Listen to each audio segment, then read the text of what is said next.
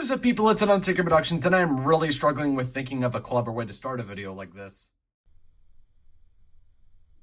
Now, personally, I feel like it's time I take a short break from all the Transformers reviews and take a look at some other franchise for once. And I guess it's also a perfect time to review this particular figure in celebration of the reveal of the trailer of Puella Magi Madoka Magica, the movie for Walpurgis no Kaiten or Walpurgis not Rising. And what better figure to take a look at than this review than the cold, emotionless, but previously kawaii character from my favorite anime of all time, Homura Akemi.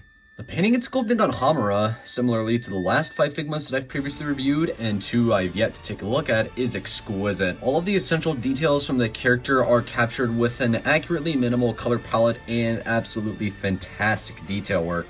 As per usual, details from the pleating on the skirt, the diamond pattern on her tights, the bows, and of course our time shield are represented fantastically, which the time shield has a bit of a major flaw that I will get into more detail later in the review. And of course, Homura's face shows the clear, stoic feel of her character in the majority of the anime, and I think it captures Homura's character from most of the show almost flawlessly. Although if you look a little higher to her hairband, I'm personally not a big fan of these 2 strands of hair. I get what they were going for with the look of this, but in execution it just looks a little bit strange. And personally, I don't mind the rest of her hair being 2 separate pieces, which does have its pros and cons that I will get into a little bit later. One thing I do feel is her hair isn't quite long enough, but I am unaware of many other methods on how to deal with hair on action figures of a character, so I can deal with this. I mean, it could be worse, right? Right? And real quick before I move on to anything else, I just wanted to show you the level of detail, especially in regards to her soul gem, which is really nicely pinned and sculpted onto her hand. Although I don't feel like this is the most ideal place to put a gem that literally stores your life force and could be shot at any moment, taking your life instantly. Now with my insane ramblings about the well done detail work, which has always been a strong point of the Figma line, let's move on to the accessories. Now as far as Homura's accessory skill, first of all you get the classic Figma stand with 3 hinge joints and a swivel, and a stand adapter which adds another swivel to the top if you need it. And of course Homura can be mounted on the stand to get some aerial poses if you wanted to. And as per usual, you get the 3 interchangeable faces. So you get the default stoic stare, a yelling face, which I feel like can't quite call it that, she just looks kind of annoyed, and a weirdly unfitting smiling face. Wait a second. There we go, that's better.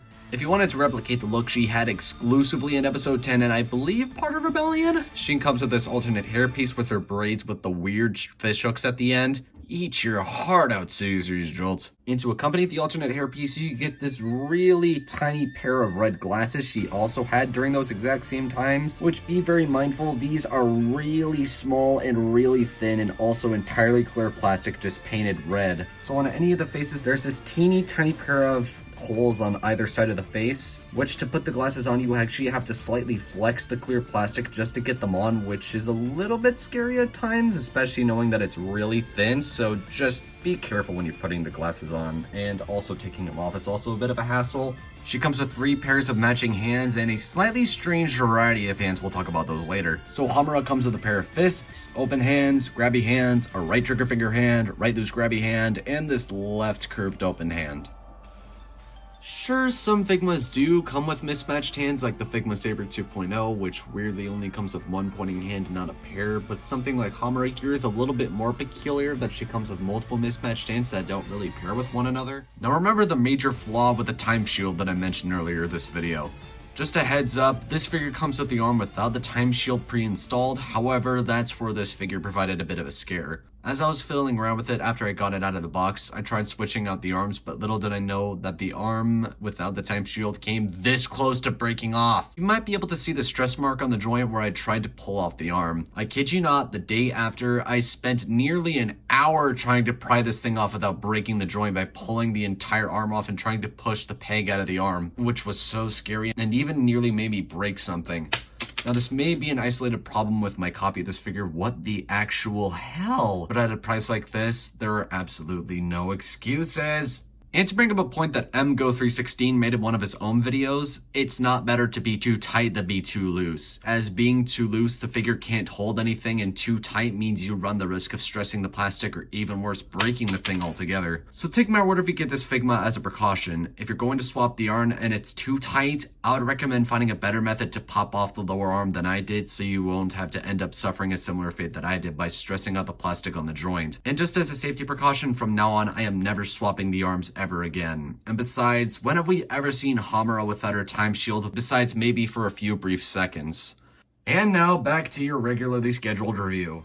Now moving on to some of her armaments, she comes with her infamous IMI Desert Eagle, which she can hold with her previously mentioned right trigger finger hand. She comes with this golf club for when she was an amateur magical girl, which I can't really see anyone displaying their Homura like this, but to each their own, I guess. She also comes with this homemade pipe bomb, which does slightly concern me about her mentality, but then again, spoiler alert, she had to watch Madoka die like 100 times, so at the same time, I totally understand. However, I'm not fully sure which hand this is meant for. I mean, it's a bit loose for this hand, but I haven't had any luck getting this into any of the other hands.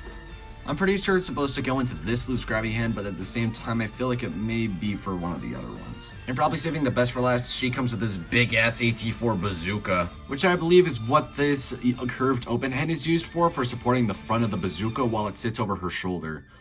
I mean, it even says so on the promotional pictures, which, thank you very much for that good smile. Still have no clue what this one is used for, but oh well. So the accessories with Homura are rather plentiful, but knowing she has a much bigger arsenal of weaponry, I may want to track down the school uniform version of her, or maybe give her some of the guns that the NECA Terminator comes with, if they scale with her, which I feel are pretty fitting. But as is, I'm pleased with the sheer amount of stuff that she comes with. Now let's cover the articulation. The head is on an old school revolver joint with a swivel at the base of the neck, a hinge joint inside of the head, and another swivel where the joint connects to the head, which allows for a decent range of movements. Though the hair does get in the way of that, it allows for a pretty good range of head tilt, not a whole lot of up and down, and a really good range of rotation. Both lobes of her hair are on revolver joints with a swivel at the base, a hinge joint in the middle, and a swivel at the hair, but it doesn't take much to just completely break the sculpt. Ball joint inside of the shoulder, which the collar does limit the range of movement, and the arm can move back about that far, the arms can move out about that far, shoulder swivel. For the sake of your sanity, forget about an elbow swivel. Bend at the elbow, swivel at the wrist, and a hinge that allows the hand to move up and down. I believe there's a ball joint in her chest, but due to the materials, there's really no range of movement there. However, there's still a ball joint at the hips, which also has room for swivel. Ball joint at the leg, which unfortunately the skirt does limit the range of movement a lot. The leg can move back about that far, and the legs can move out about that far. Very tight swivel at the thigh. Bend at the knee, and lastly there's a revolver joint at the foot, which allows the foot to move up and down, swivel, and pivot to a decent degree. So the articulation on Homura, since she is an older Figma, there's going to be slightly less articulation compared to that of the Figma Saber 2.0. And of course, just due to some of the attributes of her outfit's design and the materials used, it also does limit the range of motion somewhat, but for what is usable, there is a pretty decent range of movement. Wait a second, what's next? Oh, that's right. Holy Lord, it's been a while. I swear I'm so used to reviewing Transformers nowadays, and I feel like now is a good refresher on what else to review. Speaking of which, maybe I'll be reviewing some of the Gundam model kits I got soon, so if you're a fan of Gundam, then maybe you want to stick around for that. Anyways, since there's not another half of this figure I need to talk about, let's move on to the size comparisons. Here's the Figma Homura Akemi compared next to the Figma Kyoko Sakura and Saika Miki, Figma Saber 2.0, Studio Series Dark of the Moon Shockwave, SH Monster Arts Biogoji, NPM Barricade, New Age Mista, my last review Studio Series Battle Trap, School Uniform Saika Miki, and just because they were at my disposal, Legacy Trashmaster, the Master Grade Hyakushiki 2.0, and Studio Series Scourge. As far as the box goes, you get the transparent window, Figma Action Figure Series product number 115, Homura Akemi, Puella Magi Madoka Magica. On the side, you get a picture of Homura, product number 115, Homura Akemi, Puella Magi Madoka Magica. On the other side, Figma 115, Homura Akemi, Puella Magi Madoka Magica. On the top, a picture of Homura, Figma, Homura Akemi, 115, Puella Magi Madoka Magica. On the bottom, forget about it, it's literally the exact same thing. And on the back, you get the product pictures and the usual Japanese mumbo jumbo that I cannot understand. And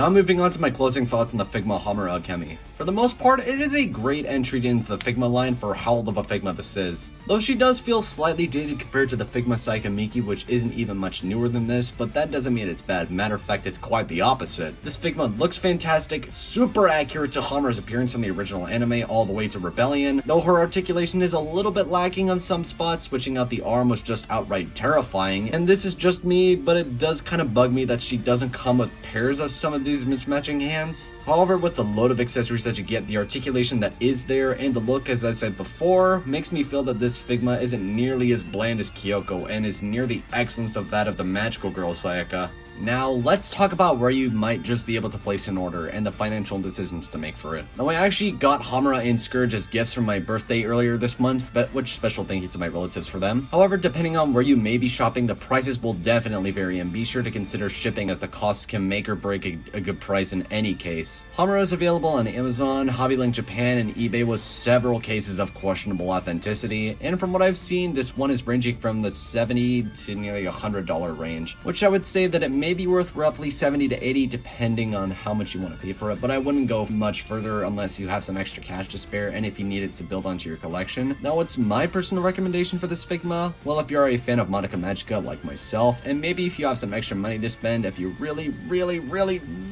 need it, then I would say try and find it at a reasonable price within your budget. Otherwise, then I'd say that one could live without this stoic, cold, emotionless character on your shelf. Now, personally, I hope that soon Good Smile releases updated Figmas of the girls from Madoka to celebrate the release of the new movie coming out in winter next year. I feel it'd be interesting to have new versions of them, especially Sayaka and Homura on my shelf. Good Smile, please take that into consideration. So that officially concludes my review on the Figma Homura Akemi Magical Girl version, and as always, I will see you all in my next video. Peace out!